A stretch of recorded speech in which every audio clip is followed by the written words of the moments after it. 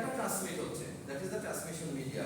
Transmission media আপনার হচ্ছে কিছু ফ্যাক্টর এখানে আছে, some factors need to be consider for designing the transmission media. আপনি যে ওয়্যারিং করবেন, আপনি ক্যাট5 ইউজ করবেন না কোয়াক্সিয়াল করবেন না ফাইবার করবেন না কি ক্ষেত্রে বিশেষে ওয়াইফাই করবেন, সেটা ডিপেন্ড করছে কিছু বিষয়ের উপরে। সেই বিষয়গুলি হচ্ছে যে আপনার ব্যান্ডউইথ, তিনটা বিষয় আছে, তিনটা বিষয়ের উপরে আমরা নির্ভর করছে যে আমরা যখন প্ল্যানিং করবো, ডিজাইনিং করবো, যে একটা নেটওয়ার্ক সেট আপ করবো, কোন ধরনের মিডিয়া ইউজ করবো, কোন ধরনের কেবলিং ইউজ করবো আর কি। তো ব্যান্ডউইথ বলছে যে all the factors are remaining constant, সবকিছু কনস্ট্যান্ট থাকে, but the greater bandwidth of a medium the higher the data transmission rate of the signal. সবকিছু যদি ঠিক রাখেন তাহলে ব্যান্ডউইথটা যদি বেশি হয় তাহলে আপনার সিগন্যালটা বেশি যাবে।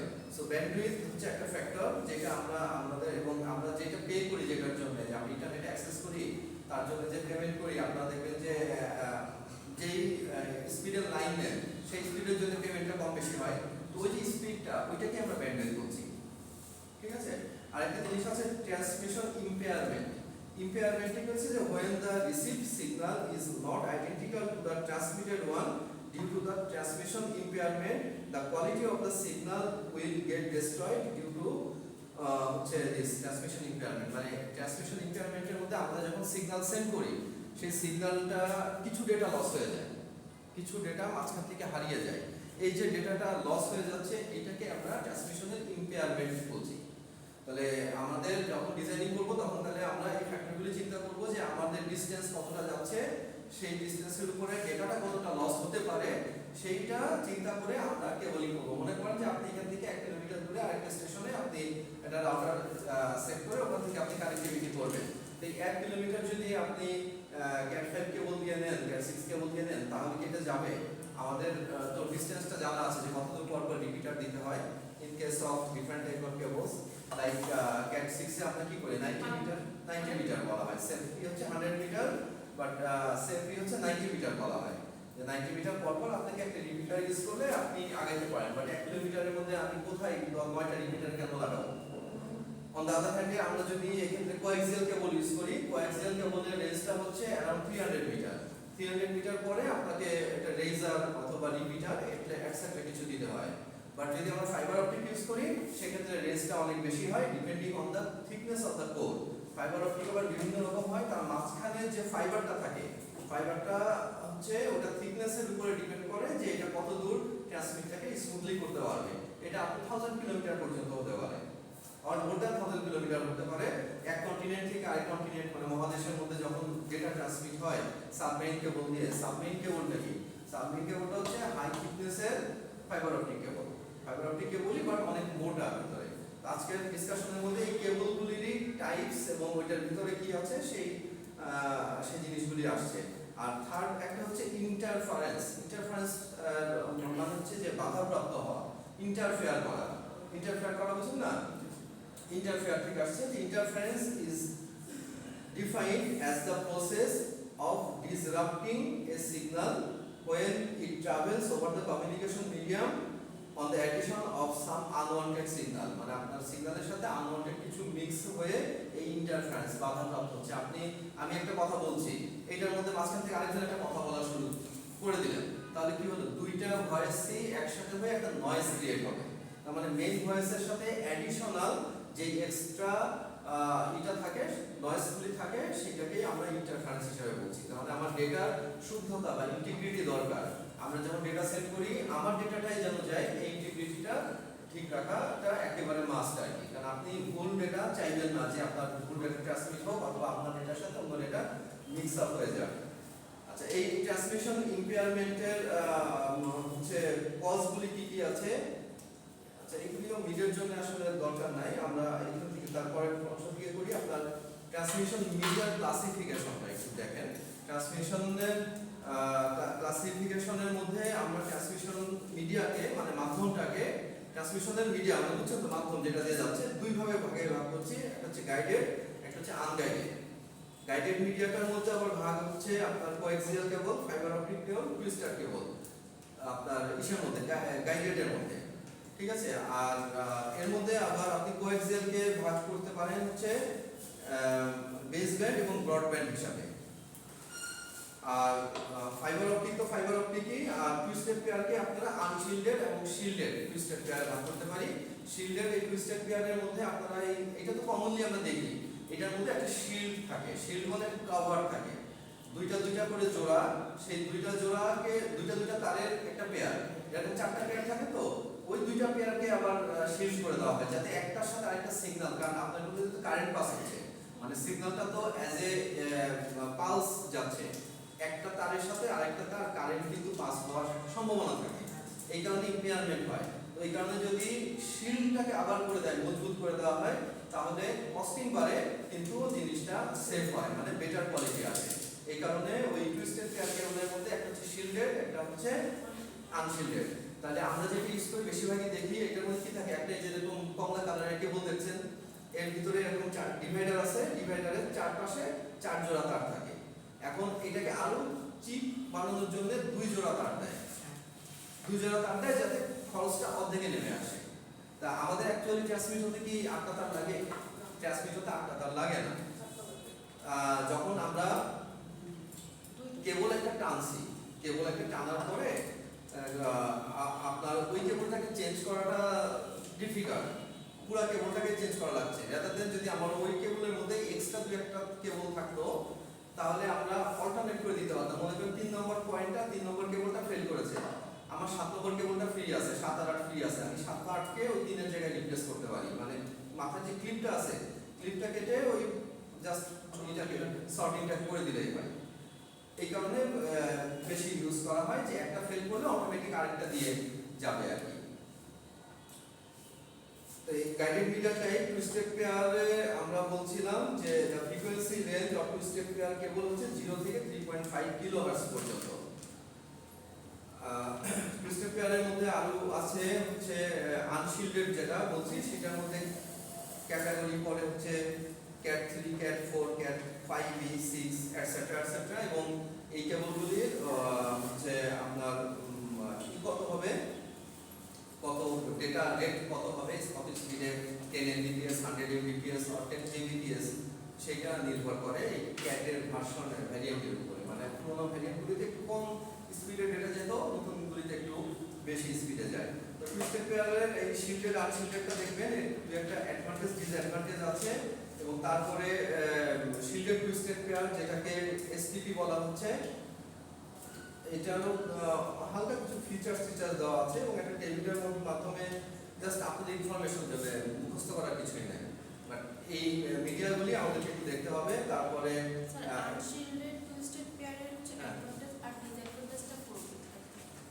আপনি ওভারঅল ট্রান্সমিশন মিডিয়াটা করবেন, ট্রান্সমিশন মিডিয়া কিরকম মিডিয়া হয়, তার এগুলি খুব জটিল কিছু না, সহজ কিছু নলেজ বেসড। আজকের আরেকটা টপিক আছে, এটা ডিসকাস করার জন্য আমি একটু দ্রুত এটা আগাচ্ছি, কারণ এই টপিকটা ইম্পর্টেন্ট। এটা from the mid exam some suggestions আর কি। তো এগুলো খুব সহজ, আপনারা জাস্ট একটু অ্যাডভান্টেজ ডিসঅ্যাডভান্টেজ এগুলি বলার মতো কিছু না। সেকেন্ড, আর এখানে যে কেবলের ছবি দেওয়া আছে, আপনারা ছবি দেখলেও বুঝতে পারবেন। এরপর সেকেন্ড হচ্ছে কোয়াক্সিয়াল কেবল। কোয়াক্সিয়াল কেবলের সবচেয়ে সহজ উদাহরণ হচ্ছে ডিশের লাইন, যেটা মানে একটা শিল্ড থাকে ব্ল্যাক কালারের, কালার যে কোনো কিছু হতে পারে, একটা থিক শিল্ড থাকে, তার নিচে একটা মেশ থাকে, জালের মতো একটা তার থাকে রাউন্ড, তার ভিতরে আবার একটা ইনসুলেটর থাকে সাদা ফোমের মতো থাকে, তার ভিতরে একটা সিঙ্গেল কপার ওয়্যার থাকে, ঠিক আছে, একটা সিঙ্গেল কপার ওয়্যার থাকে। এটা হচ্ছে আপনার কোয়াক্সিয়াল কেবল। তো এই কোয়াক্সিয়াল কেবলের গঠনটা যদি বুঝেন, তাহলে এটা টাইপস আছে হার্ড লাইন কোয়াক্সিয়াল কেবল, ট্রাইঅ্যাক্সিয়াল, রিজিড লাইন, এই টাইপের কোয়াক্সিয়াল কেবল আছে। এবং কোয়াক্সিয়াল কেবলের একটা ছবি দেওয়া আছে, আপনাদের এখানে দেখতে পাবেন যে এই কেবলের নিচে এখানে একটা মেশ, তার নিচে একটা শিল্ড, তার নিচে একটা কপার ওয়্যার। সো এটাই হচ্ছে এটার গঠন, দুই একটা অ্যাডভান্টেজ এবং ডিসঅ্যাডভান্টেজ দেওয়া আছে। থার্ড ওয়ান হচ্ছে fibre optic cable. Fibre optic কেবলের মধ্যে যেটা হয় হাই স্পিডে উইথ দ্য মানে করা হয় যে আলোর গতিতে আর কি ডেটা ট্রান্সমিট হবে। আমাদের আলোর গতি তো আমরা জানি হিউজ, ইটস হিউজ, এটা আলোর গতিটা দেখা যাচ্ছে পুরো পৃথিবীকে সেকেন্ডের মধ্যে প্রদক্ষিণ করে ফেলতে পারে। তো এই গতিতে ডেটা ট্রান্সফার হওয়ার টেকনোলজি নিয়ে ফাইবার অপটিক আসছে। ফাইবার অপটিকেও আবার যে বললাম কোরের থিকনেসের উপর ডিপেন্ড ডিপেন্ড করে কি পরিমাণ ডেটাটা ট্রান্সমিট হবে, এবং এই ফাইবারটা গ্লাস ফাইবারও হতে পারে অথবা প্লাস্টিক ফাইবারও হতে পারে।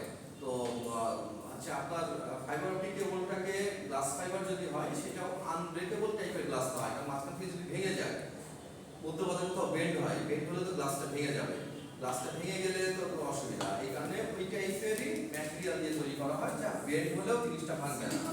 আর কথা হচ্ছে যে এটার মধ্যে দিয়ে লাইটটা যাচ্ছে কিভাবে, লাইটে কিভাবে যাচ্ছে, লাইটে এরকম ওয়েভ আকারে রিফ্লেক্ট করতে করতে যাচ্ছে। মনে করেন তারটা বাঁকা হয়েছে, খুব সিম্পল যদি আপনি মনে করেন যে একটু লজিক্যালি চিন্তা করেন যে এটা ফাইবার অপটিক কেবল, তো লাইট তো যাচ্ছে, তো লাইট তো সোজা যাবে, লাইট এইখানে এসে যে এখানে একটা অ্যাঙ্গেল আছে এইখানে তো বাধাপ্রাপ্ত হয়ে যাচ্ছে, যাচ্ছে না? মনে করেন এতটুকু স্টেটই আসছে, আশা করে যে স্টেট আসার পরে এখানে যে বেন্ড হচ্ছে, বেন্ড হলে তো লাইটটা এখানে ঠেকে যাবে। তাহলে আমার তো ডেটাটা যাচ্ছে আলোর গতিতে এবং আলোর মাধ্যমে, এই পাশ থেকে লাইট সিগন্যাল সেন্ড করা হয়, ওই লাইট সিগন্যালটা কেবলের মধ্যে দিয়ে অপর প্রান্তে চলে যায়। তো এই লাইট সিগন্যালটা যাতে যে প্রপারলি যেতে পারে, বেন্ড হলেও যেতে পারে, এই জন্য এটা জিগজ্যাগ আকারে যায়, এরকম আকারে যায়। তো এরকম আকারে গেলে আপনার বেন্ড হলেও, এটা যখন বেন্ড হয় এই জিগজ্যাগটা বেন্ড হলেও এর ভিতরে থাকে, এবং এটার ভিতরে অনেকগুলি কোর থাকতে পারে, অনেকগুলি মাল্টি কোর, মানে চিকন চিকন চিকন চিকন অনেকগুলি ফাইবার থাকতে পারে।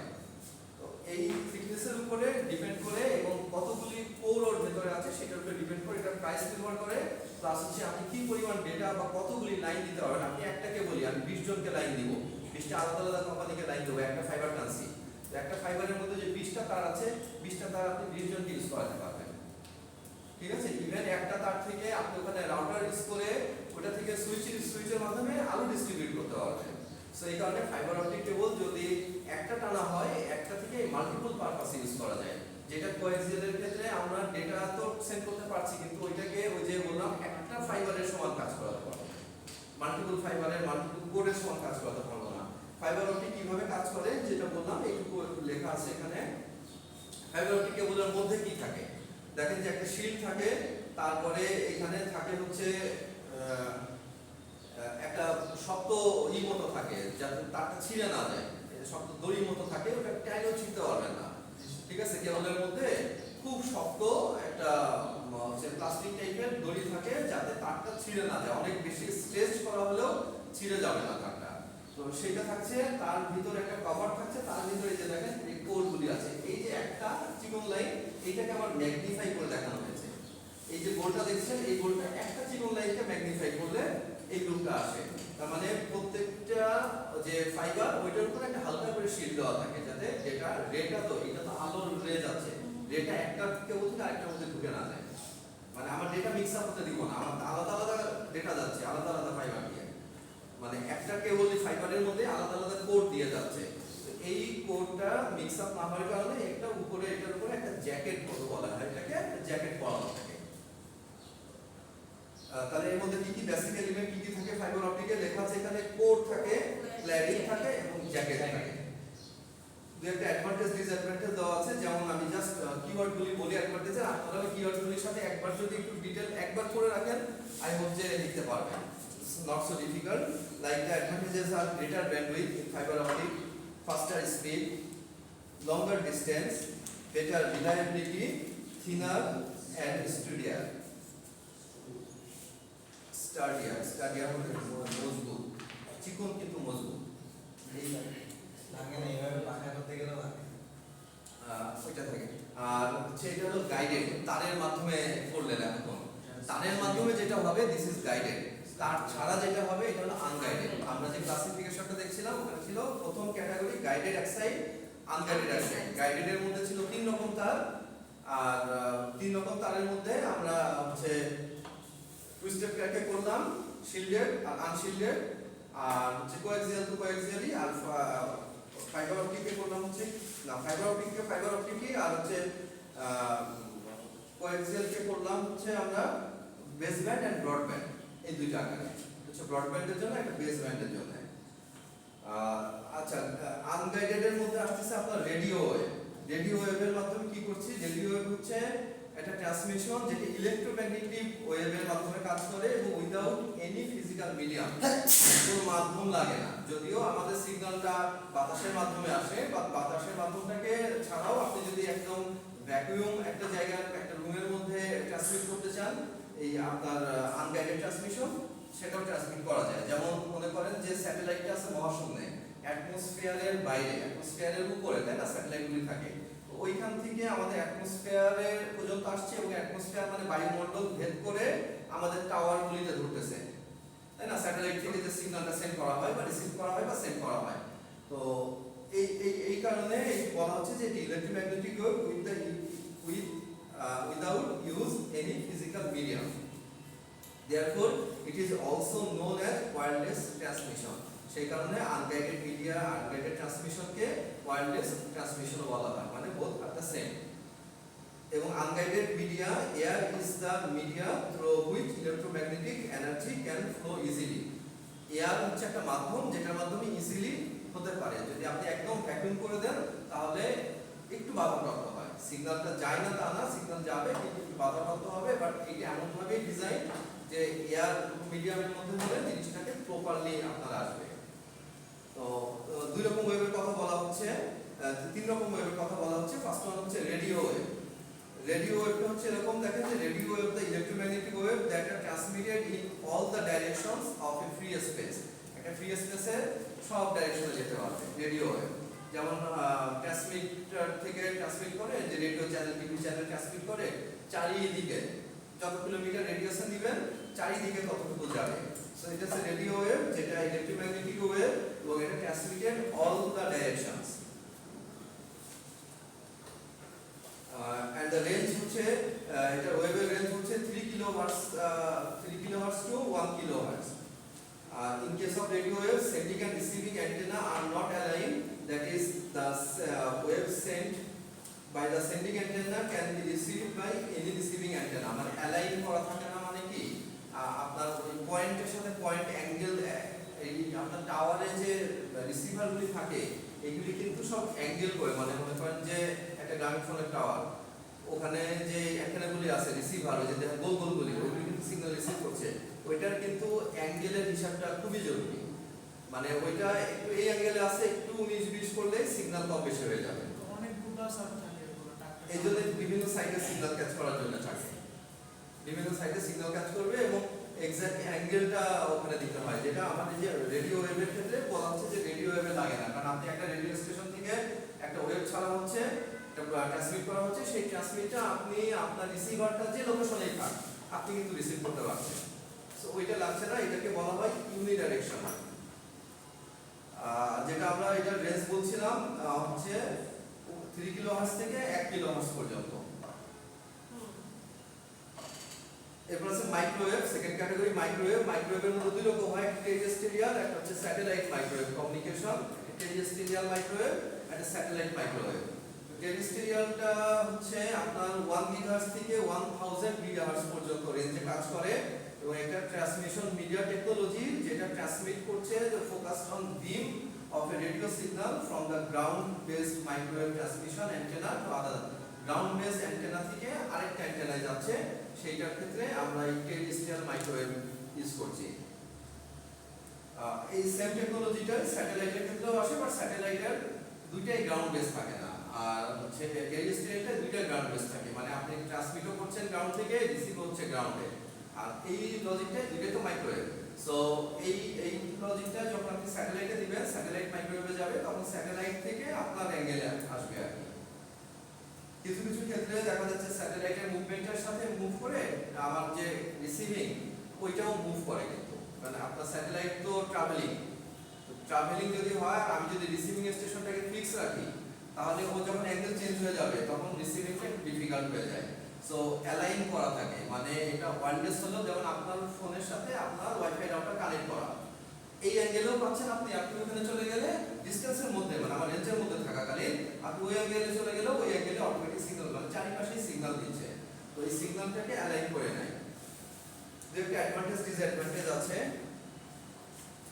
জাস্ট একটু ওভারভিউ করবেন। অনেক অনেক লেখা আছে, তো আমি এখানে আগে অনেক ডিটেলস করাইতাম, এত ডিটেলস ভাবলাম যে আমরা থিওরির দিকে একটু কম ফোকাস করে আমরা একটু প্র্যাকটিক্যালি ফোকাস করি, এই জন্য পরের নোটটাই আসবো। সো স্যাটেলাইট কিভাবে কাজ করে এখানে দেখা আছে, দেখেন satellite accept the signal that is transmitted from earth station and it amplifies the signal and the amplified signal is retransmitted to another earth station. মানে একটা আর্থ স্টেশন থেকে আপনার সিগন্যাল ট্রান্সমিট হয়, ওইটাকে আবার কি করছে, অ্যামপ্লিফাই করছে, মানে রেইজ করা হচ্ছে সিগন্যালটাকে, এবং সেটাকে আবার রিট্রান্সমিট করছে আরেক জায়গায়। আর থার্ড ওয়ান হচ্ছে ইনফ্রারেড। প্রথমটা শুনলেন কি, প্রথমটা বললাম হচ্ছে আমরা রেডিও ওয়েভ, দ্বিতীয়টা শুনলাম মাইক্রোওয়েভ, আর থার্ড ওয়ান হচ্ছে ইনফ্রারেড। ইনফ্রারেড হচ্ছে যে রিমোটের কাজ করে যেটা, এটাকে হচ্ছে infrared. Infrared transmission is a wireless technology use for communication over short range. অল্প ডিসটেন্সে যখন কাজ করতে চাই তখন ফ্রিকোয়েন্সি অফ ইনফ্রারেড হচ্ছে 300 গিগাহার্টজ থেকে 400 টেরাহার্টজ। মানে যার হার্টজ যত বেশি তার ডিসটেন্স তত শর্ট। দেখেন আমরা প্রথমে রেডিও ওয়েভ বলছিলাম মাত্র 3 কিলোহার্টজ থেকে 1 কিলোহার্টজ, মানে এটার রেঞ্জ কিলোহার্টজ যত কম রেঞ্জ ডিসটেন্স তত বেশি, প্রপোর্শনাল টু, মানে এই ডিসটেন্স প্রপোর্শনাল টু হচ্ছে আপনার সিগন্যালের আর কি হার্টজ যত। হার্টজটা কি জানেন তো, হার্টজ হচ্ছে একটা পালস, মানে কারেন্টের একটা পালস, একটা ওয়েভ। ডিজিটালে হলে এরকম হয় দেখতে, আর অ্যানালগ হলে তো যে ঢেউয়ের মতো হয়, এই যে এরকম যে দেখছেন, দিস ইজ একটা পার্ট ইজ 1 হার্টজ। তো এটা এরকম কার্ভ আকারেও হয়, ওইটাকে হচ্ছে অ্যানালগ বলে। অ্যানালগটাকে যখন ডিজিটালে নেবেন তখন এটা ডিজিটাল হবে। অ্যানালগ ডিজিটালের এই ট্রান্সমিশনটা যদি আরো সহজে বুঝতে চান তাহলে চিন্তা করেন মাইক্রোফোনে আপনি কিছু একটা রেকর্ড করছেন, তো আপনি রেকর্ড করছেন ভয়েস, এটা অ্যানালগ সিগন্যাল। এই যে আমি কথাটা বলছি এটা অ্যানালগ সিগন্যাল, বাট যখন এইটাকে আপনি থ্রু ট্রান্সমিশন মিডিয়ার মাধ্যমে সেন্ড করবেন আরেক জায়গায় ভয়েসটা, তখন তো অবশ্যই আমরা জানি যে ডিজিটালে সেন্ড করতে হয়। তার মানে অ্যানালগ থেকে ডিজিটালে আমাকে কনভার্ট হতে হবে। অ্যানালগ থেকে ডিজিটালে কনভার্ট করার বেশ কিছু টেকনিক আছে, সেই টেকনিকগুলি আমরা আছে এই নোটের মধ্যেই কিছু দেওয়া আছে, আমরা মিডিয়ার পরে সুযোগ থাকলে আলোচনা করব আর কি। তাহলে যেখানে ছিলাম আমরা ইনফ্রারেডে, ইনফ্রারেডের ক্ষেত্রে বলছি আমরা শর্ট ডিসটেন্সে এটা ইউজ করা হয়, যেটার রেঞ্জ হচ্ছে 300 গিগাহার্টজ থেকে 400 টেরাহার্টজ পর্যন্ত, and it is used for short distance such as data transfer between two cell phone, যে আপনারা ব্লুটুথ মাধ্যমে সেন্ড করেন, এনএফএস এর মাধ্যমে, এনএফসি এর মাধ্যমে সেন্ড করেন, TV remote operation, data transfer between a computer and cell phone beside the same closed area, একই রুমের মধ্যে একটা ওই যে বুঝছেন তো শেয়ারিং টাইপের, এই টাইপের কাজগুলির ক্ষেত্রে ইনফ্রারেড ইউজ করা হয়। ক্যারেক্টারিস্টিক্স বলছি যে support high bandwidth and hence the data rate is very high. An infrared wave cannot be penetrable to wall, penetrate the wall. Therefore, the infrared communication in one room cannot be interrupted by nearby rooms. And communication provide better security and minimum interference. মানে বাধাপ্রাপ্ত যেহেতু distance কম, বাধাপ্রাপ্ত কম হয়, এবং আপনি এক room থেকে আরেক রুমের মধ্যে গেলে ওইটা দেওয়াল থাকলে, সলিড ওয়াল থাকলে এটা বাধাপ্রাপ্ত হবে। কিন্তু আপনার আগের দুইটা কিন্তু রেডিও ওয়েভ এবং মাইক্রোওয়েভ, এটা বাধাপ্রাপ্ত হয় না, এটা সলিড ওয়াল ভেতরেও যেতে পারে। তাই না, আমাদের মোবাইল বন্ধ একটা ঘরের মধ্যে দরজা জানলা বন্ধ করে রাখলেও মোবাইলে কথা বলতে পারে, কিন্তু আপনি রিমোট দিয়ে এক রুম থেকে আরেক রুমে যদি কাছেও থাকে তারপরেও আপনি ওই ওয়াল ভেদ করে যেতে পারেন। এরপরে আসছে যে ব্যান্ডউইথ কি, what is bandwidth? Network bandwidth is a measurement indicating the maximum capacity of a wired or wireless communication link to transmit data over a network connection in the given amount of time. একটা নির্দিষ্ট সময়ের মধ্যে কি পরিমাণ আপনার হচ্ছে ডেটাকে transfer করতে পারছে সেই মেজারমেন্টটাকে বলা হচ্ছে, যে এটা এমবিপিএস, জিবিপিএস পার সেকেন্ড, মানে টাইমের সাথে ডেটাকে কম্পেয়ার করে। পার সেকেন্ড, জিবিপিএস কি, গিগাবিট পার সেকেন্ড। তাহলে টাইমে আমরা তো টাইমটাকে সেকেন্ডে দিচ্ছি। তারপর ব্যান্ডউইথ কিভাবে কাজ করে দেখেন, যে the more bandwidth the data communication has, the more data it can send or receive at one time. তো যত বেশি ব্যান্ডউইথ হবে, আপনি একটা সিঙ্গেল টাইমে 1 সেকেন্ড বা 5 সেকেন্ড যেটাই ধরেন, একটা ইউনিট অফ টাইমে তত বেশি ডেটা সেন্ড করতে পারবেন, তাই না? আপনার ব্যান্ডউইথ যদি অল্প হয়, আপনি একটা 5 MB ফাইল সেন্ড করতে যতক্ষণ লাগবে, ব্যান্ডউইথ যদি বেশি হয় তাহলে বেশি সময় লাগবে, কম সময় লাগবে আর কি। In concept, bandwidth can be compared to the volume of water that can flow through a pipe. পাইপের মধ্যে দিয়ে পানি যাচ্ছে, দেন চিকন পাইপ আর মোটা পাইপের মধ্যে দিয়ে পানি যাওয়াটা যদি কম্পেয়ার করেন, যে আমার ট্যাঙ্কি ভরা পানি আছে, চিকন পাইপ দিয়ে গেলে আস্তে আস্তে যাবে, মোটা পাইপ দিয়ে গেলে দ্রুত যাবে, সেটার সাথে কম্পেয়ার করতে বলা হচ্ছে। And the wider pipe diameter, আচ্ছা এগুলি গেল, ঠিক আছে। আচ্ছা, ব্যান্ডউইথ ভার্সেস স্পিড, তাহলে স্পিড আর ব্যান্ডউইথের মধ্যে পার্থক্য কি সেই বিষয়টা একটু জানেন। The term bandwidth and speed are often used interchangeably but not correctly. মানে আমরা অনেক সময় ব্যান্ডউইথ এবং স্পিডকে একই মনে করি, একটা দিয়ে আরেকটা রিপ্লেস করে ফেলি, যে ব্যান্ডউইথ এত, আমি বলে দিই আমার স্পিড এত, ব্যান্ডউইথ না বলে স্পিড বলি, অথবা আমার স্পিড এটা, আমি বলে দিই আমার ব্যান্ডউইথ এটা, মানে ইন্টারচেঞ্জ করে ফেলি আমরা, বাট সেটা সঠিক না। And the cause of the confusion may be due in part of advertisement in the internet service provider ISP that conflate the two by referring the greater speed when they truly means bandwidth। মানে এটা আমাদেরকে service provider বা ISP রা আমাদেরকে বোঝানোর জন্য অনেক সময় বলে থাকে এরকম, যে আপনার ব্যান্ডউইথের মানে স্পিড, যত ব্যান্ডউইথ তত স্পিড। যদি আমরা একটা কনসেপ্ট থেকে বুঝতে পারলাম একটু আগে, যে ব্যান্ডউইথ হচ্ছে the data transfer rate per unit time, সেটাকে আমরা বলছিলাম। তো নেক্সট বলা হচ্ছে essentially speed refer to the rate at which data can be transmitted, with the definition of bandwidth the capacity of the speed। মানে একটা হচ্ছে আপনি আপনার পাইপটা কত মোটা, ঠিক আছে, পানি পাইপ কিনছেন, পাইপটা কত মোটা, আর একটা হচ্ছে আপনি ফোর্স কতটা দিচ্ছেন, প্রেসার কতটা দিচ্ছেন, ঠিক আছে। যত প্রেসার দিবেন সেই প্রেসার অনুযায়ী আসবে। এখন আমার ট্যাঙ্কিতে যদি পানি কম থাকে বা আমি যদি ফ্লোটা কম দেই, তাহলে পাইপ মোটা হলে কি হবে, পুরো গতিতে তো যাবে না, ওই জিনিসটাকে কম্পেয়ার করতে বলা হয়েছে। To use the water metaphor again, speed refers to how quickly water can be pushed through a pipe. Bandwidth refers to the quantity of water that can be moved through a pipe over a set of time frame। মানে একটা হচ্ছে যে আপনি কত জোরে push করছেন ওয়াটারের, ওইটা দিয়ে যদি চিন্তা করেন, স্পিড হচ্ছে refer to how quickly water can be push, কত দ্রুত ওয়াটারকে পুশ করতে পারছেন, দ্যাট ইজ দ্য স্পিড। আর ব্যান্ডউইথকে আমরা বলছি দ্য কোয়ান্টিটি অফ ওয়াটার, কতটুকু পানি পার সেকেন্ডে বের হচ্ছে, কতটুকু পার সেকেন্ডে বের হচ্ছে, এইটা হচ্ছে ব্যান্ডউইথ আর স্পিডের মধ্যে গিয়ে কি পরিমাণ ব্যান্ডউইথ দরকার, এখানে কয়েকটা ডিভাইসের কি পরিমাণ ব্যান্ডউইথ দরকার তার কি ইমেজ দেওয়া আছে, এটা জাস্ট মুখস্থ করার জন্য, আপনাদের জেনারেল নলেজের জন্য ইমেজটা দেওয়া হচ্ছে, যে আপনি একটা ইউটিউব স্ট্রিমিং করতে গেলে মিনিমাম কত ব্যান্ডউইথ দরকার, আপনি একটা ভয়েস কল করতে গেলে, একটা ভিডিও কল করতে গেলে, অথবা একটা টেক্সট মেসেজ করতে গেলে কি পরিমাণ ব্যান্ডউইথ মিনিমাম দরকার, সেইটা আর একটা চার্ট আপনাকে জাস্ট ছবি সহ দেওয়া আছে, জাস্ট ফর ইওর নলেজ।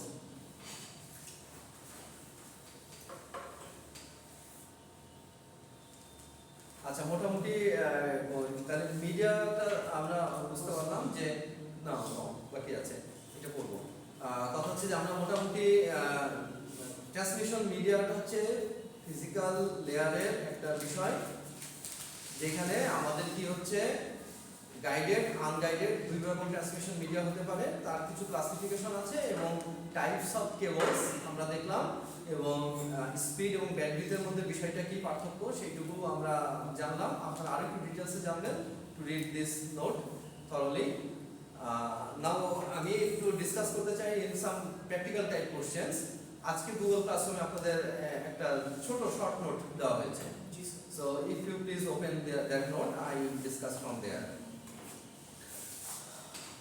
আপনাদের মিড টার্ম কোশ্চেনে অথবা ফাইনালের কোশ্চেনে কিছু সিনারিও বেসড, কিছু প্র্যাকটিক্যাল বেসড কোশ্চেন থাকবে। ইভেন একটা বা দুইটা ডায়াগ্রাম দিয়ে সেই ডায়াগ্রাম থেকে কিছু ভ্যালু বের করতে বলা হবে, ঠিক আছে। সো এই বিষয়গুলিকে আমরা একটু খেয়াল রাখবো।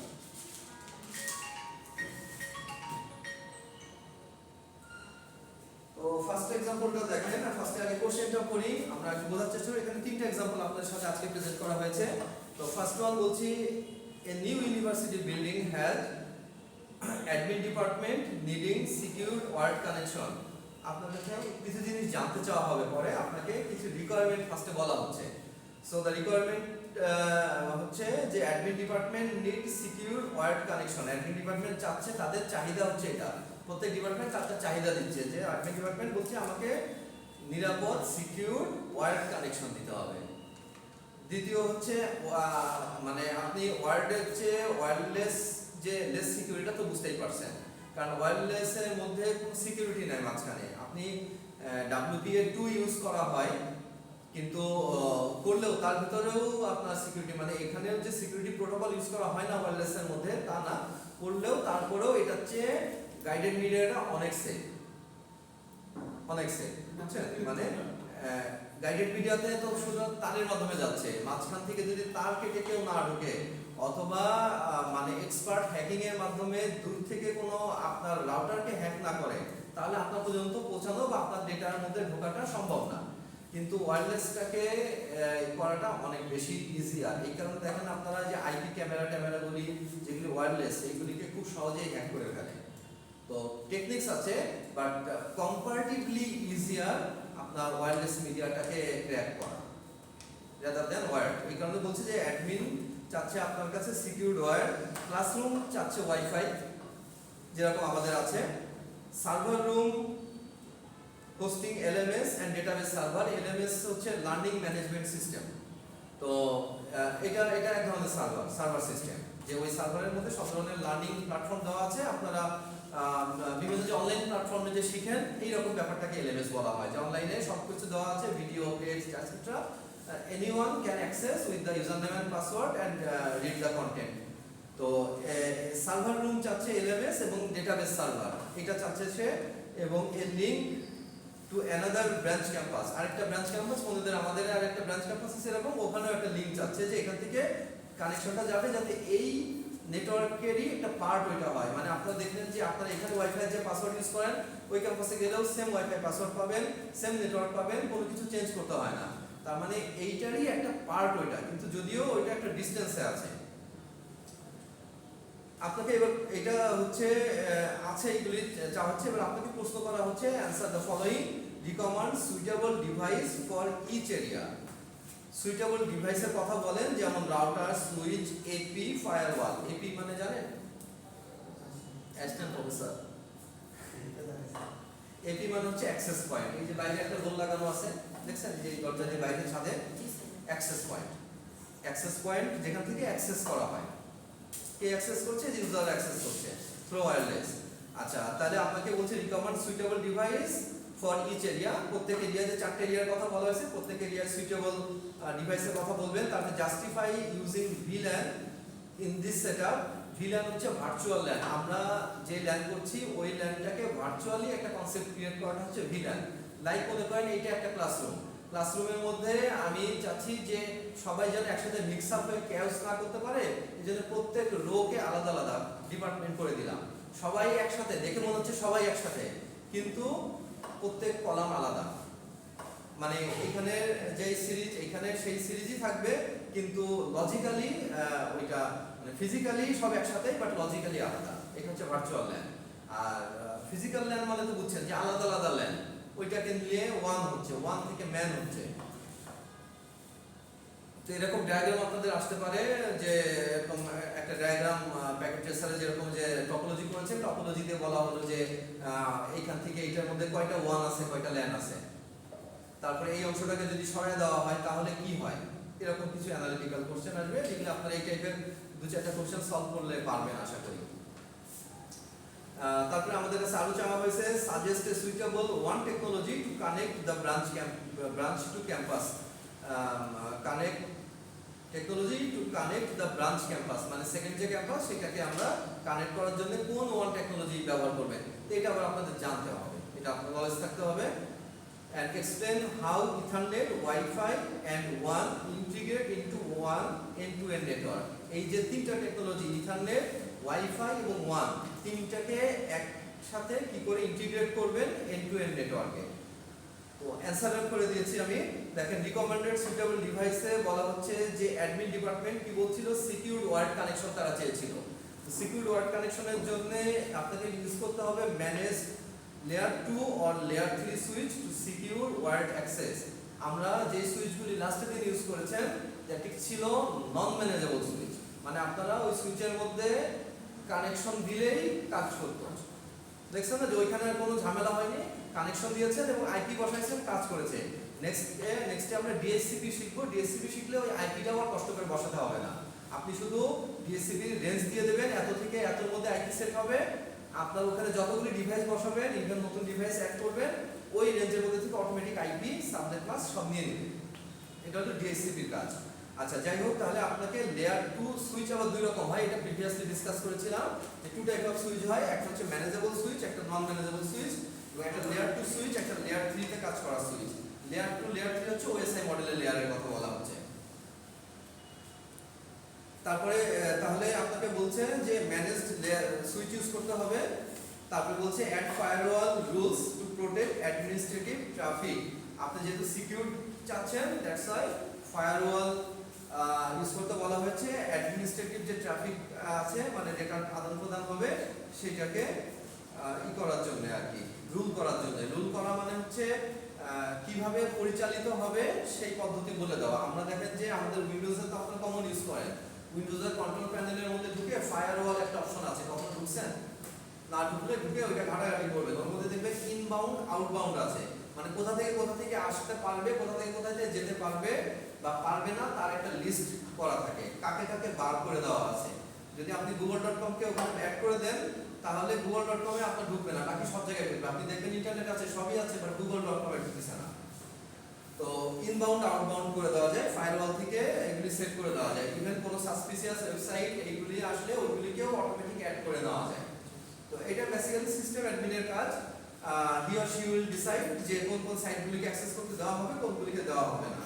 তাহলে অ্যাডমিন ডিপার্টমেন্টের এইভাবে আমরা, তারা চাইছে যে সিকিউরড এবং ওয়ার্ড কানেকশন, তাহলে আমরা তাকে ম্যানেজ সুইচ দিব এবং তাকে হচ্ছে ফায়ারওয়াল দেব আর কি।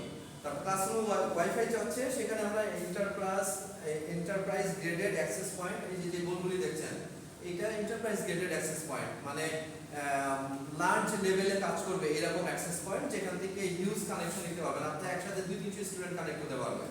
যেটা আমরা যদি একটা রাউটার দিতাম, বাসায় যে রাউটার ইউজ করেন, ওইগুলির যদি একটু বড় রাউটারও দিতাম, একসাথে 200-400 জন কানেক্ট করতে পারবেন না।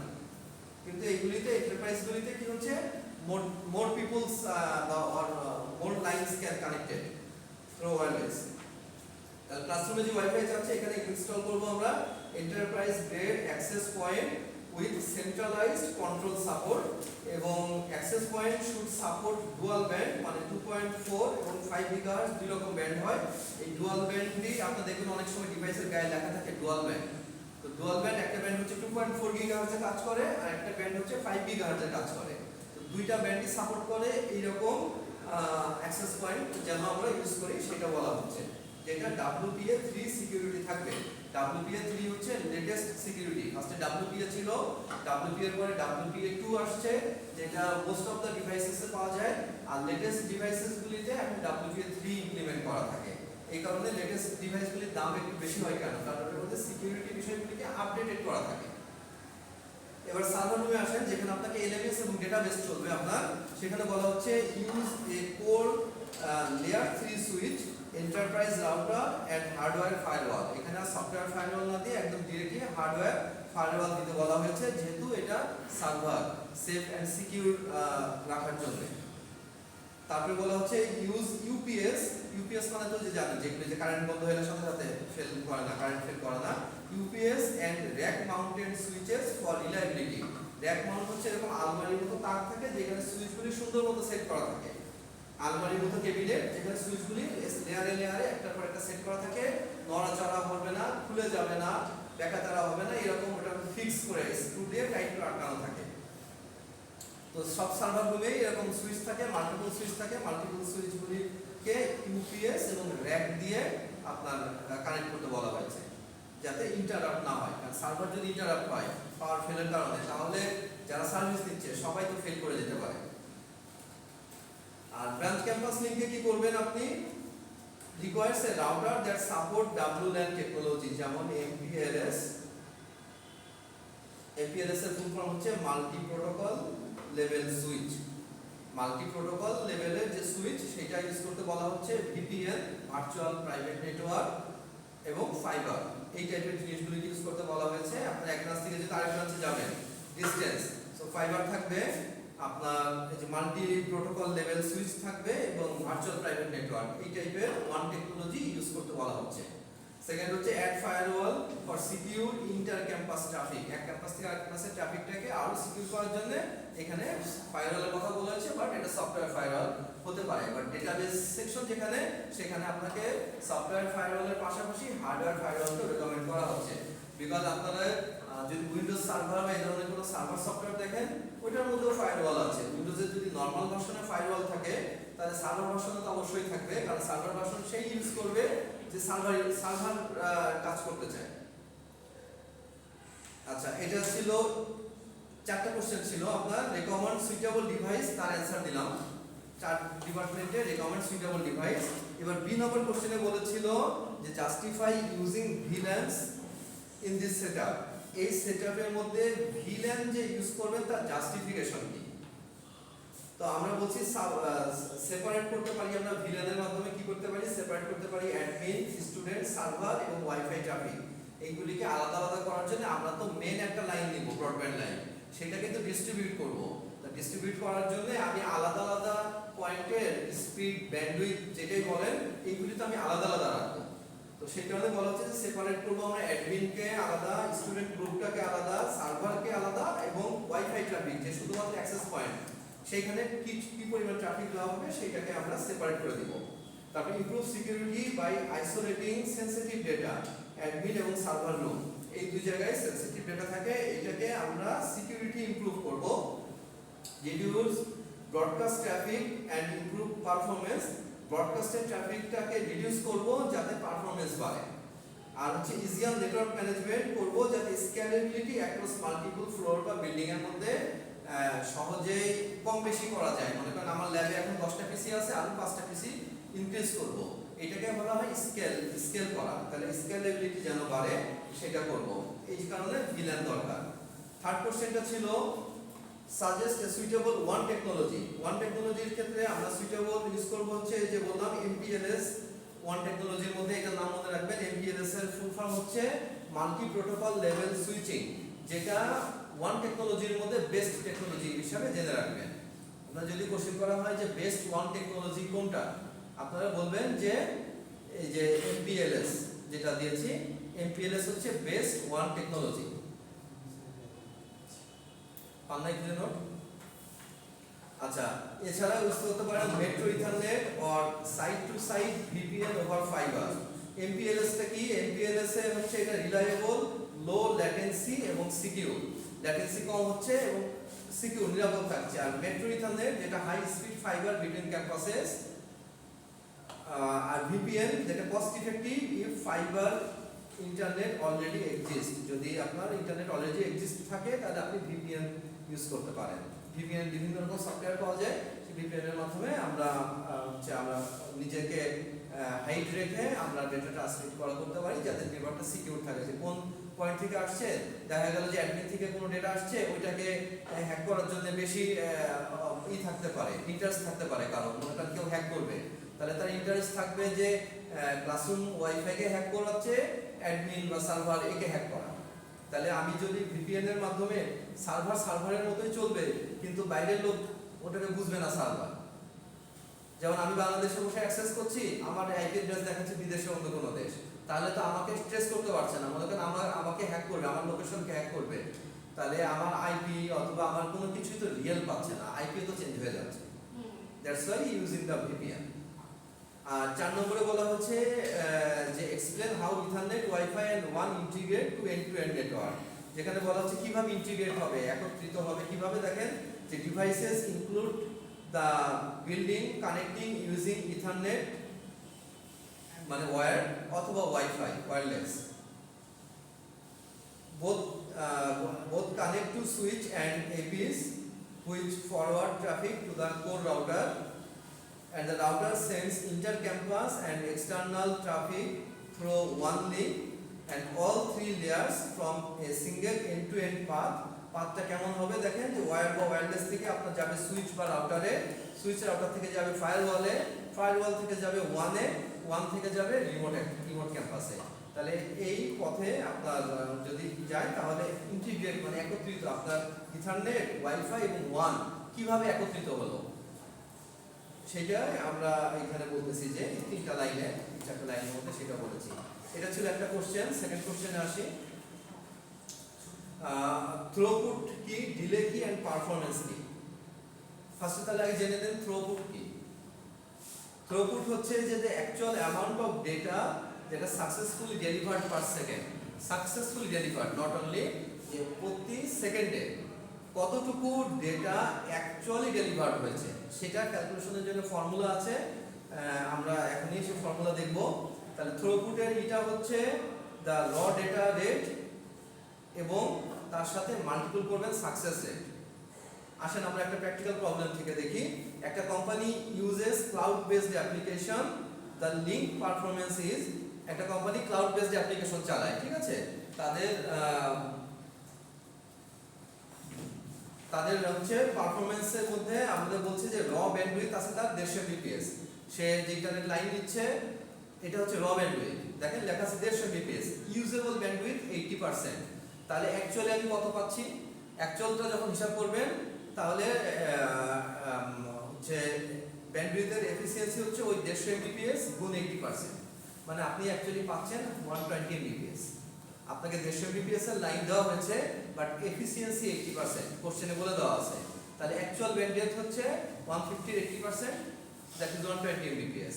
আচ্ছা, তারপরে বলছে এভারেজ প্যাকেট লস 5%, গড়ে 5% প্যাকেট লস হয়। আপনারা যখন একটা থেকে একটা প্যাকেট সেন্ড করেন, যে -t মনে আছে কমান্ড, -t দিলে কন্টিনিউয়াস যেতে থাকে। মনে করেন 100টা প্যাকেট সেন্ড হয়েছে, এর মধ্যে 5টা প্যাকেট লস হয়েছে, বা মনে করেন 4টা প্যাকেট সেন্ড হয়েছে, একটা লস হয়েছে, তাহলে আমরা ওদের ওখানে দেখাই না ব্র্যাকেটে 25% লস। ওই লসটাই তো 4টা প্যাকেটে আমরা হিসাব করব না, যখন এটা কন্টিনিউয়াস, ওটা তো আপনার টেস্টিং পারপাসে, বাট যখন আমরা এই হিসাবটা করব তখন কন্টিনিউয়াস ব্যান্ডউইথ চালু করে দেওয়া থাকে, দ্যাট মিন্স কন্টিনিউয়াস পিং চালু করে দেওয়া থাকে, মানে -t দেওয়া থাকে, পিং -t। তো এরকম কন্টিনিউয়াস চলতেই আছে। চলার পরে ধরেন 10 মিনিট ধরে পিং হলো, হওয়ার পরে আপনি কন্ট্রোল সি দিলেন। কন্ট্রোল সি দিলে কি হলো, ওটা ব্রেক হয়ে গেল। ব্রেক হয়ে তখন আপনাকে সামারি দেখাবে যে প্যাকেট সেন্ড 532টা ফর এক্সাম্পল, এর মধ্যে প্যাকেট রিসিভ 530টা, লস 2টা, তাহলে কত পার্সেন্ট লস? তাহলে 500টায় যদি 2টা লস হয় তাহলে ধরেন যে ফর এক্সাম্পল 1% লস। 500টায় 2টা হলে 4% হয়, 0.4 হয়, 0.4%, রাইট। তা ধরেন 1%, তাহলে 1% লস যে হয়েছে আমার, ওইটাকে আপনাকে যেখানে বলে দিচ্ছে আপনার যে এভারেজ প্যাকেট লস 5%, আপনাকে কোশ্চেনের মধ্যে ইনফরমেশন দিয়ে দেওয়া হচ্ছে। তারপরে বলা হচ্ছে যে প্রোপোগেশন ডিলে 12 মিলিসেকেন্ড। তারপরে দেওয়া হচ্ছে এভারেজ ফ্রেম সাইজ 1200 বাইট। এখানে একটা ফ্রেম সাইজ আপনাদেরকে জেনে রাখার, আপনাদের নলেজের জন্য আরেকটু বলে রাখি, একটু পারলে টুকে রাখতে পারেন, যে যেটা হচ্ছে যে প্যাকেট বা ফ্রেম সাইজ যেটা ইথারনেটের মাধ্যমে সেন্ড হয় সেটা হয় 1500 বাইট। আর যেটা PPPoE, PPPoE হচ্ছে point to point protocol over ethernet, point to point protocol over ethernet. ওখানে 1492 বাইট পার হচ্ছে 1492 বাইটস হচ্ছে, মানে এটা হচ্ছে কতগুলি প্যাকেট পার ফ্রেমে যাবে, প্যাকেট পার ফ্রেম। এইটা দিয়ে আমাদের এটা তো কোশ্চেনে দেওয়া আছে, আর আমি এটা ডিফল্ট ভ্যালু বলছি, যেটা বললাম ওটা ডিফল্ট ভ্যালু, এটা তোমাদের নোটে নাই। কোশ্চেনের মধ্যে যেটা দেওয়া আছে, হ্যাঁ, এবার অ্যানসার করতে বলেছে compare final usable throughput, throughput বের করতে বলেছে। তাহলে একটু আগে আমরা জানলাম থ্রুপুট কি। থ্রুপুট হচ্ছে the actual amount of data যেটা কি হচ্ছে successfully delivered per second. Successfully প্রতি সেকেন্ডে কতটুকু ডেটা ডেলিভার হচ্ছে, দ্যাট ইজ থ্রুপুট। তাহলে আপনাকে বলছে compute the final usable throughput. তাহলে আপনি কিভাবে বের করবেন? তাহলে অ্যাপ্লাই, দেখেন অ্যানসারের মধ্যে লেখা আছে গিভেন ডেটা, ফার্স্টে লিখছে এখানে, দেখেন গিভেন ডেটাটা এবার তোলা হয়েছে, তোলার পর অ্যানসার করা হচ্ছে যে apply bandwidth efficiency equal to 80% of 150 mbps। তাহলে 80% এ হলে 120 mbps আসে। স্টেপ 2 তে এটাকে অ্যাডজাস্ট করবেন ফর প্যাকেট লস, তার মানে এখানে আবার এই যে 120 mbps এর মধ্যে আবার 5% প্যাকেট লস হচ্ছে, ঠিক আছে? তাহলে 120 mbps থেকে আবার 5% মাইনাস হবে, কারণ আমার 120 mbps তো আমি অ্যাকচুয়াল পেলাম, ছিল 150, 80% হওয়াতে 120 হলো, আরো 5% যখন মাইনাস করবেন তখন এটা 95% হবে। তার মানে আপনি 120 Mbps থেকে আরো 5% যদি মাইনাস করেন বা এটাকে 0.95 দিয়ে গুণ করেন একই কথা, কারণ 1 = 100%, এটা তো জানেন 1 = 100%, তাহলে 95% মানে কত? 0.95, 20% মানে কত? 0.20। আচ্ছা, তাহলে এখানে আমাদের 5% লস বলে দিচ্ছে, তাহলে গেইন হচ্ছে কত? পাচ্ছি কত? 95। তাহলে আমি 120 Mbps পাচ্ছিলাম, কাটছাট করার পরে তার থেকেও আরো 5% যদি কাটছাট করি তাহলে 114 Mbps ফাইনাল ইউজেবল থ্রুপুট। তাহলে ফাইনাল ইউজেবল থ্রুপুটটা হচ্ছে আমার 114 Mbps। এটা গেল এক নম্বরের অ্যান্সার। দুই নম্বরে আমাকে জিজ্ঞেস করেছে ক্যালকুলেট ট্রান্সমিশন ডিলে। ট্রান্সমিশনের ডিলেটা বের করতে বলা আছে। ট্রান্সমিশনের ডিলের জন্য একটা ফর্মুলা আছে। ফর্মুলাটা হচ্ছে transmission delay equal to frame size in bits. দেখেন ক্লাস নোটে দেওয়া আছে, দেখে আমি আর বোর্ডে লিখতেছি না। Frame size in bits divide by bandwidth in bit per second. Bandwidth কত? এমবিপিএস বলি না আমরা, ওইটাকে বিটে কনভার্ট করে দিবেন। তাহলে এমবিপিএস মানে কত? এমবিপিএস আর বিটের মধ্যে ডিফারেন্স কত? কত? হ্যাঁ, এমবিপিএস আর বিপিএস এর মধ্যে পার্থক্য কয়? 0.75. How? Any logic? No, sir. Acha, anyone can say it's a basic question. That's why I'm asking you. Anyone can say the difference between BPS and MBPS? Sir, megabyte per Same second. as Sir, byte per second. 1000 into 1000. This 1 million times. Sir, megabyte per second और byte per second. Sir, এখানে sir তাহলে এখানে বললে sir 8 10 billion lakh difference. 10 লক্ষ sir 10 লক্ষ 10 lakh, right? 1 followed by 60. 1 followed by 60. How? Because megabit to kilobit is 1000 times and kilobit to bit is another 1000 times. তাহলে তিনটা শূন্য আর তিনটা শূন্য, তাহলে 6 শূন্য গুণ হবে, তাহলে 6টা শূন্য একের পরে, মানে that is 1 million. 1 million not 10 million, 10 লক্ষ। স্যার 1 মিলিয়ন হ্যাঁ, এটাই বললাম 1 মিলিয়ন নট 10 মিলিয়ন। আচ্ছা, তাহলে আমরা সেকেন্ড পয়েন্টটা যদি বের করেন যে ট্রান্সমিশন ডিলের ফর্মুলাটা হচ্ছে ফ্রেম সাইজ হলো বিটে দিবেন। ফ্রেম সাইজটা আপনাকে এখানে বলে হচ্ছে যেটা সেটা বিটে, এবং তার সাথে ব্যান্ডউইথটা দিবেন হচ্ছে বিট পার সেকেন্ডে। তাহলে ফ্রেম সাইজ আপনাকে বলে দিয়েছে একদম লাস্ট পয়েন্টে দেখেন 1200 বাইট। 1200 বাইট বলে দিয়েছে না, তাহলে 1200 বাইটকে আপনাকে বিটে কনভার্ট করতে হবে। তাহলে 1200 বাইটকে যখন বিটে কনভার্ট করবেন তাহলে 8 দিয়ে গুণ করবেন, তাই না? তাহলে 9600 হলো। আর ব্যান্ডউইথ আমরা পেয়েছিলাম কত? 120 Mbps। 120 million sir 120 Mbps। তাহলে 120 এর পরে আর 6টা শূন্য দিবেন। 120 এর পরে আর 6টা শূন্য দিবেন, তাহলে অত বিট পার সেকেন্ড হয়ে গেল। এইবার তাহলে বলছে ফ্রেম সাইজ 9600 আর ব্যান্ডউইথ হচ্ছে আমার এই 12 ফলোড বাই 70। এটা দিয়ে যদি ডিভাইড করেন তাহলে এটা আসতেছে 0.00008 সেকেন্ড। ডিলে, তো ডিলে মানে কি? একটা সময়, দেরি। তাহলে দেরি মানে কি? একটা সময়। সময়টা ইউনিট নিশ্চয় সেকেন্ডে হবে, মিনিটে হবে, ঘন্টায় হবে। তাহলে এখানে আমাদের ইউনিটটা বের হচ্ছে সেকেন্ডে। এরপরে আপনি চাইলে এটাকে আওয়ারে কনভার্ট করে যাই করেন, বাট এটা তো মিলি সেকেন্ডে হয় সাধারণভাবে। So 0.00008 second that is equal to, আমরা মিলি সেকেন্ডের ক্ষেত্রেও জানি কি 1000 ভাগের 1 ভাগ। তাহলে 3টা জিরো বাদ হয়ে যাবে, 3টা জিরো বাদ হলে থাকতেছে 0.08 মিলি সেকেন্ড। 0.08 মিলি সেকেন্ডটা হচ্ছে আপনার ট্রান্সমিশন ডিলে, ট্রান্সমিশনে কতটুকু দেরি হচ্ছে। থার্ডে আপনাকে চাইছে state two reason for packet loss. দুইটা রিজন বলেন প্যাকেট লস হওয়ার। একটা হচ্ছে প্রপোগেশন, দুইটা রিজন হচ্ছে, একটা হচ্ছে ওয়্যারলেস ইন্টারফারেন্স বা উইক সিগন্যাল। ও এখানে আরেকটা বিষয় বাদ গেছে, তার আগে একটা পয়েন্ট ছিল প্রপোগেশন ডিলে 12 মিলিসেকেন্ড দেওয়া ছিল। তাহলে আপনাকে এটার সাথে তো ওই 0.8 যোগ দিতে হবে, মানে প্রপোগেশন ডিলে 12 তো দেওয়াই আছে, এটার সাথে ওই 0.08 যোগ দিতে হবে। তাহলে 12.08 হচ্ছে টোটাল ওয়ান ওয়ে ল্যাটেন্সি, মানে এক ওয়ে এখান থেকে ওখানে যেতে টোটাল আমার 12.08 মিলিসেকেন্ড দেরি হবে। আচ্ছা, দুইটা রিজন কি কি ছিল প্যাকেট লস হওয়ার? একটা হচ্ছে ওয়্যারলেস ইন্টারফারেন্স বা উইক সিগন্যাল যদি হয়, অথবা ইন্টারফারেন্স হয়, মধ্যবর্তী কোনো বাধা প্রাপ্ত হয়, অথবা নেটওয়ার্ক কনজেশন অর বাফার ওভারফ্লো। আমাদের দেখেন অনেক সময় বাফার ওভারফ্লো হয়ে যায়, এই কারণে নেটওয়ার্কের ঠিকমতো ডেটা পাস হয় না।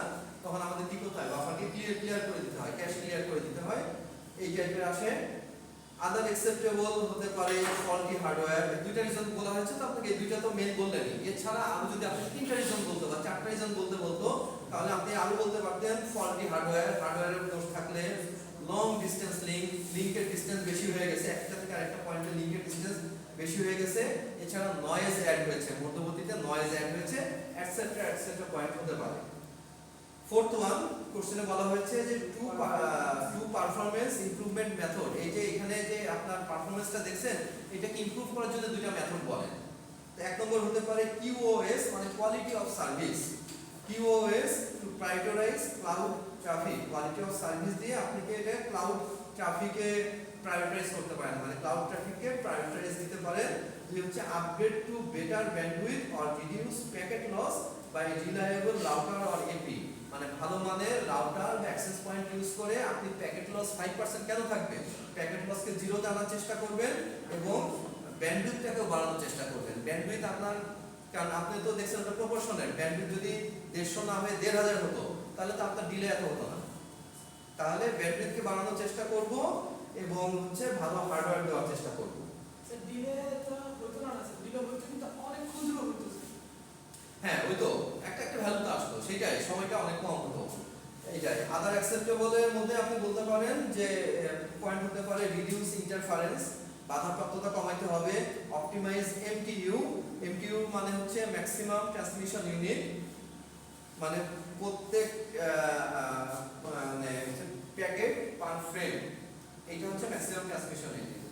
প্রত্যেক হচ্ছে ফ্রেমে কতগুলি প্যাকেট যাচ্ছে পার ফ্রেমে, সেই সাইজটা হচ্ছে আপনার ম্যাক্সিমাম ট্রান্সমিশন ইউনিট। অথবা ইমপ্রুভিং কেবলিং, কেবল ইমপ্রুভ করতে পারেন।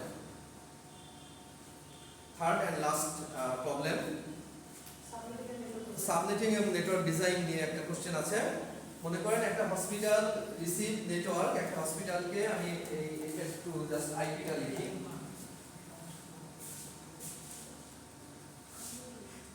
একটা হসপিটাল নেটওয়ার্ক সেটআপ করবে, তো নেটওয়ার্ক সেটআপের জন্য আপনাকে একটা আইপি দেওয়া আছে, এটা বোঝার আছে এজন্য আমি একটু লিখতেছি 10.20.0.0/22। এই নেটওয়ার্কটা আপনাকে দেওয়া হয়েছে। এই নেটওয়ার্কটা আপনাকে দিয়ে বলা হচ্ছে যে দে নিড সাবনেট ফর এমার্জেন্সিতে 200, মনে করেন এমার্জেন্সিতে লাগবে 200টা পিসি, 200টা কানেকশন, আমার পিসি হোক আর যাই হোক 200টা কানেকশন লাগবে। আউট পেশেন্টে লাগবে চাচ্ছে ফর এক্সাম্পল 90, ফার্মেসিতে চাচ্ছে 30 এন্ড হচ্ছে ডায়াগনস্টিকে চাচ্ছে 14টা। এই পরিমাণ কানেকশন রিকোয়ার করছে, আপনাকে বলছে এই একটা আইপি দিয়ে কাজ করেন। তো এই আইপিটা তো আপনাকে বুঝতে হবে, এখানে 0.0 মানে ইউজেবল আইপি তো 0 না, ইউজ করবেন তো আপনি 1 থেকে। 0টা তো নেটওয়ার্ক অ্যাড্রেস, তাই না? নেটওয়ার্ক অ্যাড্রেস তো আপনি দিবেন না। আবার এই লাস্টের ভ্যালুটা হতে পারে 255 পর্যন্ত, কিন্তু 255 কি আপনি ইউজ করবেন? 255 ইউজ করবেন না, ওইটা কি অ্যাড্রেস? Broadcast address. 0টা হচ্ছে নেটওয়ার্ক অ্যাড্রেস, 255 হচ্ছে ব্রডকাস্ট অ্যাড্রেস। তাহলে 0 বাদ 255 বাদ, মাঝখানে থাকে কয়টা? 254টা। এই 254টা ইউজেবল। তাহলে এটা আপনাকে বলা হচ্ছে এই আইপিটা ইউজ করে, এই সিঙ্গেল আইপিটাকে ইউজ করে আপনি আমাকে এই আমার চাহিদা এটা এতগুলি কানেকশন দেন। আইপি ওয়েস্ট করা যাবে না। আমরা CIDR, দুইটা term CIDR, classless inter domain routing, আর এটা হচ্ছে ভ্যারিয়েবল লেন্থ সাবনেট মাস্ক। এই দুটো টার্ম লিখে রাখেন, দুটো টার্ম শিখবেন। CIDR classless inter domain routing, VLSM variable length subnet mask. Variable length কাকে বলছি? সাবনেট মাস্ক যখন আমরা দেই, ডিফল্ট সাবনেট মাস্ক যখন ইউজ করেন তখন ডিফল্ট ভ্যালুটাই আসে। ডিফল্ট ভ্যালুটাই আসে মিন্স হচ্ছে ওই প্রত্যেকের জন্য একই। মনে করেন যে 200 একে তো 200 দেওয়া লাগবে, 200 মানে কত? এখানে 254 এর একটা ব্লক বানাতে হবে। ওই 254 ব্লক এও পাবে, এও পাবে, এও পাবে, সবাই পাবে। তাহলে এর ক্ষেত্রে ওয়েস্ট কম হচ্ছে, কিন্তু এর ক্ষেত্রে অনেক ওয়েস্ট হয়ে যাচ্ছে। তাহলে আমরা এর আগে একদিন দেখিয়েছিলাম যে আইপি কে আমরা কিভাবে ডিভাইড করি। একটা সার্কেল মনে করবেন, তার অর্ধেক দিব, নাহলে এক কোয়ার্টার নিব, নাহলে 1/8 দিব, নাহলে 1/16 দিব। এই রেশিওতে আমি ভাগ নিতে পারি। তাহলে আপনাকে এটা দিয়েছে, আপনাকে কোশ্চেন করেছে design subnet using VLSM provide first and last usable IP of each, প্রত্যেক ডিপার্টমেন্টের প্রথম এবং শেষ ব্যবহারযোগ্য আইপি কোনটা সেটা বলবেন। ব্যবহারযোগ্য আইপি প্রথমটা কত আর শেষেরটা কত, মাঝেরগুলি তো আপনি তাহলে বুঝেই যাবেন। তারপর 3 নম্বরে বলেছে explain why FLSM would waste addresses here। FLSM মানে হচ্ছে ওই FLSM হচ্ছে যে প্রত্যেককে সমান সম্পদ দেওয়া, সবাইকে সমান দেওয়া, সেটা হচ্ছে FLSM, ভ্যারিয়েবল না আর কি। আর বলেছে হচ্ছে suggest A scalable IP plan for future branch, মনে করেন ভবিষ্যতে আরো দুইটা একটা ব্রাঞ্চ হবে, তার জন্য আমি কোন আইপি খালি থাকছে আমার, আমাকে তো এই একটাই দেওয়া হয়েছে, এইটা দিয়েই আমি এদের চারজনকে তো পূরণ করবই, ভবিষ্যতে আরো দুই একটা ডিপার্টমেন্ট হতে পারে, তার জন্য আমি কোন আইপিটা বরাদ্দ রাখলাম, কোনটা খালি রাখলাম, সেইটা আপনাকে সাজেস্ট করতে বলা আছে। This is the question and similar টাইপের কোশ্চেন আপনাদের পরীক্ষায় থাকতে পারে। সো অ্যানসারে দেখেন যে ফার্স্টে বুঝি আমরা /22 মানে কি। /22 মানে কয়টা আচ্ছা কতগুলি এখানে কানেকশন ম্যাক্সিমাম দিতে পারবো। /22 মানে কতগুলি কানেকশন ম্যাক্সিমাম দিতে পারবো। 32 minus 22 কত থাকে 10, 2 to the power 10, that is 1024 connection দিতে পারবো। কিভাবে 22 মানে 22 কে 1 লিখলেন, ঠিক আছে, 32 বুঝতে আর কত বাকি থাকে 10, তাহলে 10টা 0 আছে, ওই 10টা 0 মানে প্রথমে 22টা 1 পরে 10টা 0 থেকে 32টাই 1 হতে গেলে আপনি মাঝখানে এই যে ভ্যালু পাচ্ছেন 2 এর পাওয়ারে এতগুলি, মানে আপনি 1024টা টোটাল কানেকশন পাচ্ছেন। আমার কানেকশন লাগবে কত 200 300 অলমোস্ট 350 কানেকশন লাগবে।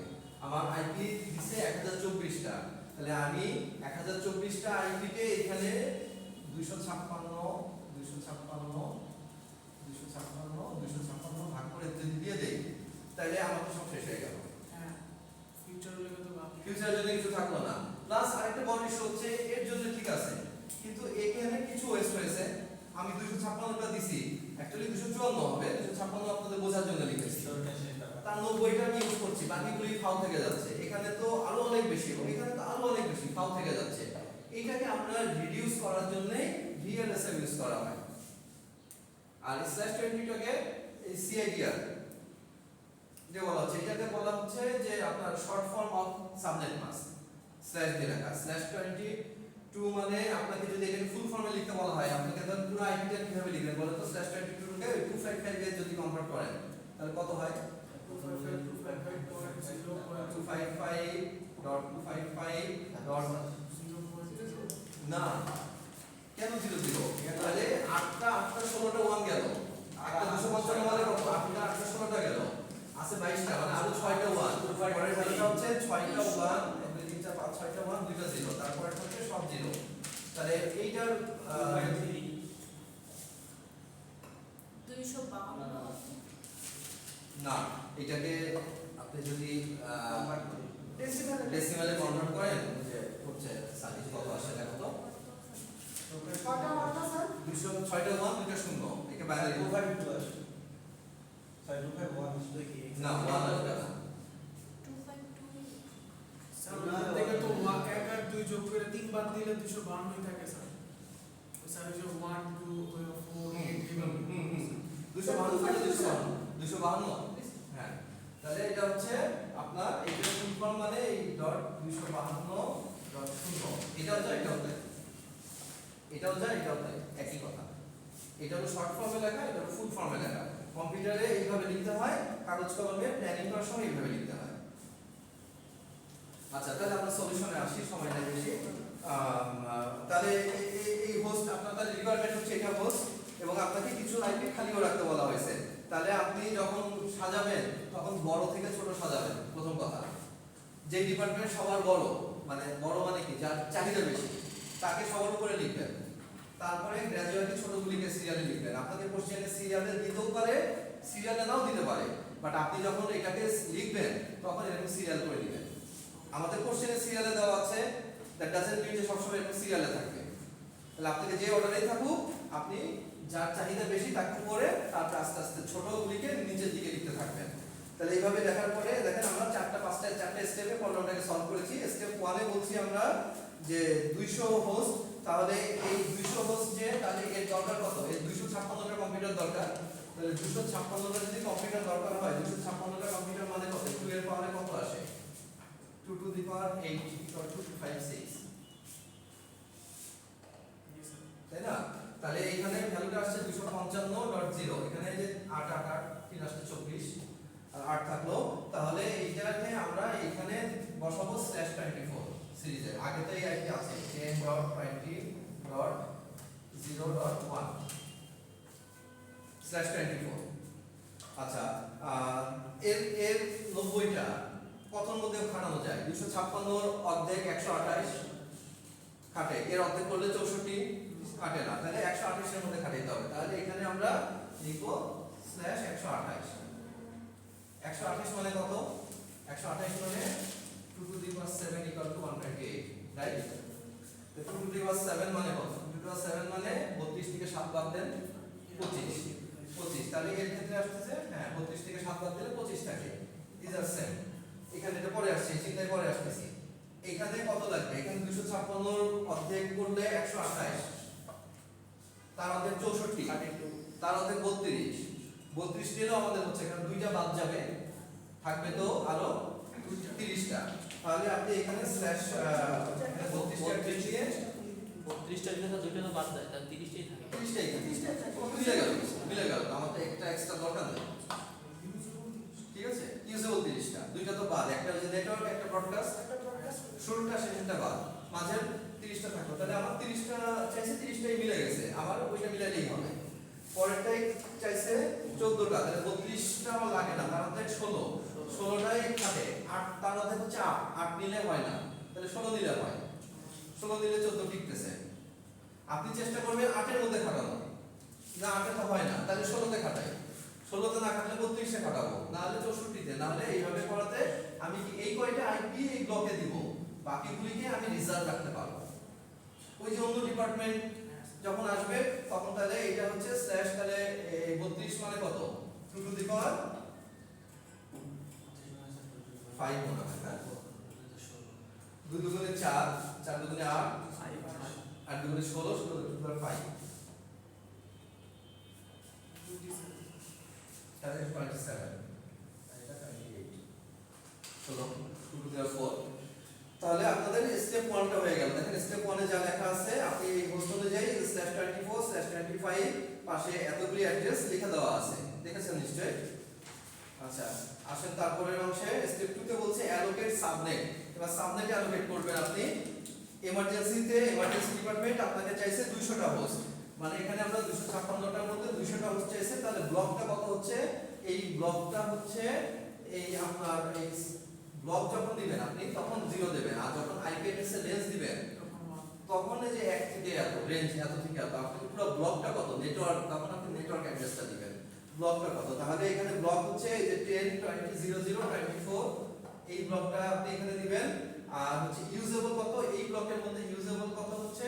ইউজেবল হচ্ছে 10.20.0.1 থেকে হচ্ছে 254 পর্যন্ত, তাই না? 10.20.0.254, তার মধ্যে 200টা আমরা ইউজ করব, 54টা ওয়েস্ট যাবে। এটা ঠেকানোর উপায় নাই, কারণ আমাদের তাহলে 132 128 আসা লাগবে, 128 আসলে তো আমাদের কভার হচ্ছে না। সো মিনিমাম ওয়েস্টেজ রেখে যেটা করা যায় সেটা আসলে, তাহলে দেখেন এটা মিক্স আপ করে ফেলতে না। এটার মধ্যে আপনার এই যে ব্লকটা হচ্ছে আপনার এই ব্লকে 10.20.0 আমাদের আইপি দিয়েছিল 10.20.0/24, তাহলে ওই ব্লকটাকে আমরা এখানে রাখতেছি এবং এখানে ইউজেবল হচ্ছে 1 থেকে 254, এইটা ইউজ করব। 2 নম্বরটায় আসেন, যেটা /25, এখানে হচ্ছে আমার 90টা চাইছে, তাহলে 00 ব্লক তো কভার, 00 1 থেকে 254 পুরোটাই হয়ে গেছে, তাহলে তো আর কোথায় আইপি নাই তো। নেক্সট কি করব? নেক্সট এই যে 0 কে এইটাকে 1 করে দেব, এটাকে 1 করে দেব, তারপর ওখানে 2 করব, কারণ আমাকে দিছে কয়টা? মোট আমার ছিল 1024টা, তার মধ্যে তো আমি এখানে মাত্র 256টা নিছি, তাহলে দ্বিতীয় তৃতীয় চতুর্থ 256 কোথা থেকে পাবো?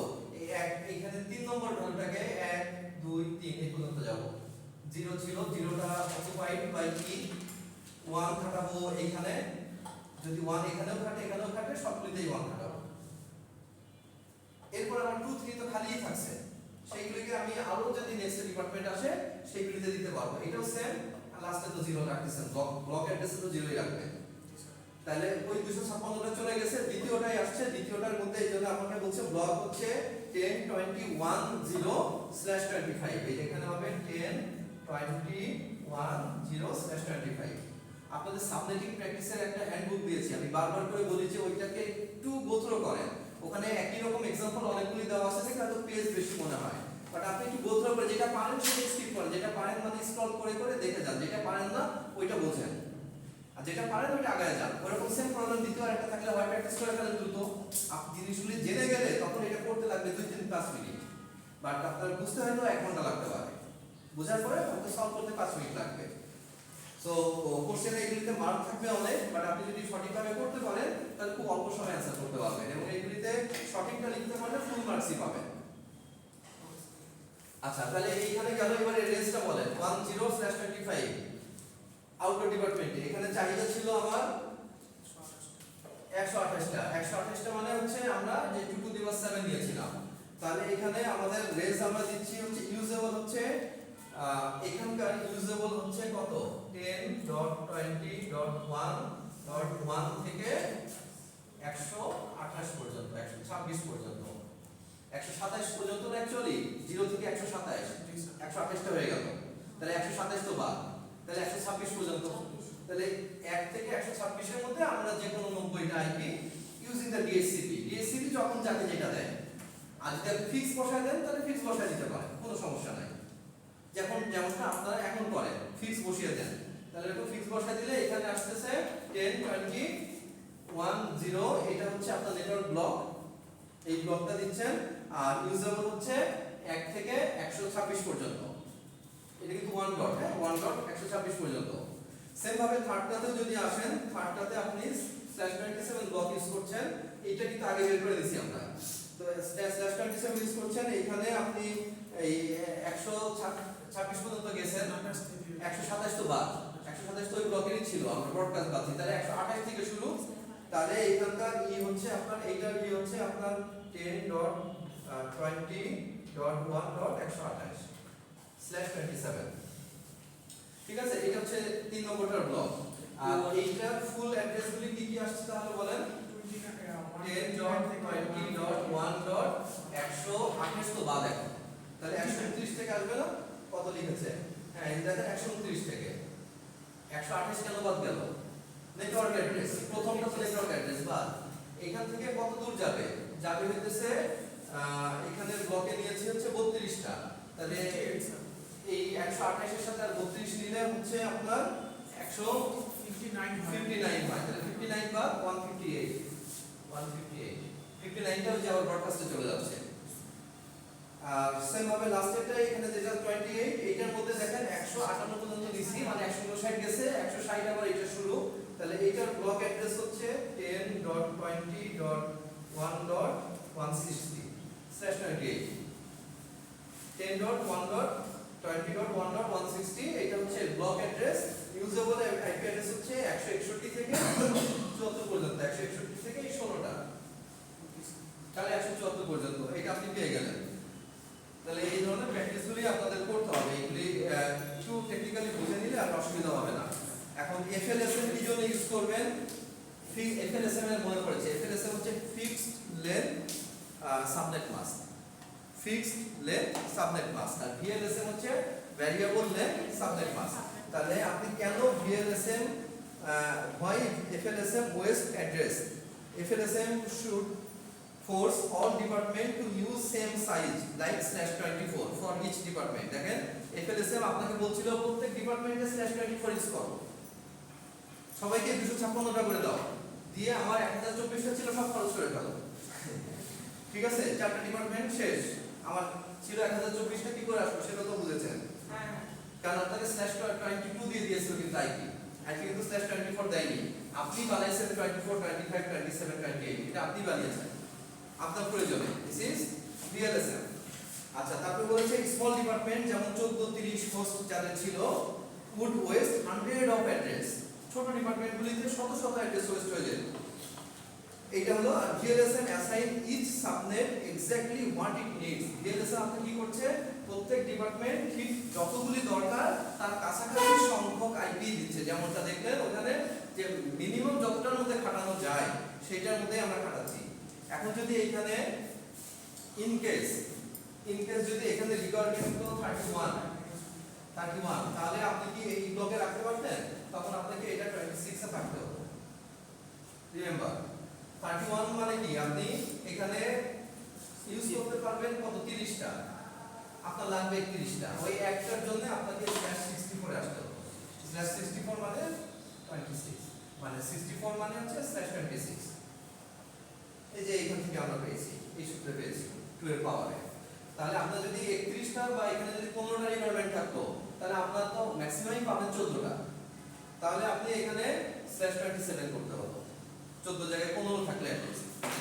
আচ্ছা, এটা হলো লাস্ট লাইনে বলছি স্কেলেবল আইপি প্ল্যান, মানে লাস্ট আপনাকে বলেছি scalable IP plan for future branches. Future যদি আবার ব্রাঞ্চ হয় আরো, সেখানে কি আইপি আপনি দিতে পারবেন?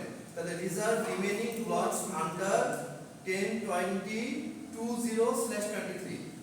এই 2010 তে তো আমাদের কত দূর গেছে, 10 তে কিছু বাকি আছে, তাই না? 10 তে আমরা গেছি হচ্ছে 158 পরে আবার কিছু গেছিলাম, 158 পরে 175 পর্যন্ত গিয়েছিলাম।